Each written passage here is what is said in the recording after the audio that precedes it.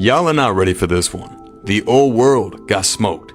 This used to be a city. These structures melted buildings. There was a cataclysm, melted the whole thing down. These are petrified buildings.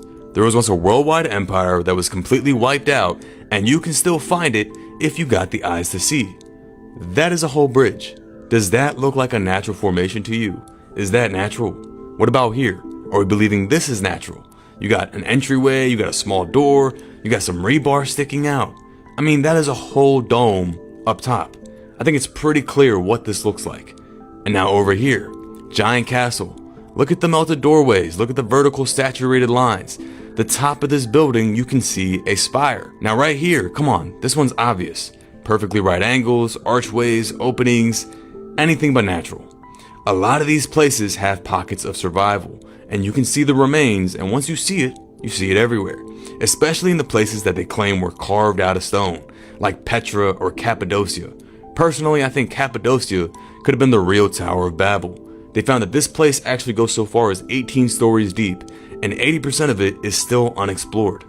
I'm pretty sure the whole thing was above ground at one point. An advanced civilization trying to usurp God, and then we got all these different languages. Now, the structures at sites like these, they get marshmallowed, crisped, smoked on the outside, and yet inside they're completely preserved.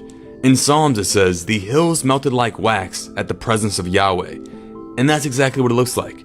You think they made these fancy brick arches inside, and then made the outside look like crap? And then you look at places like this, I see skyscrapers.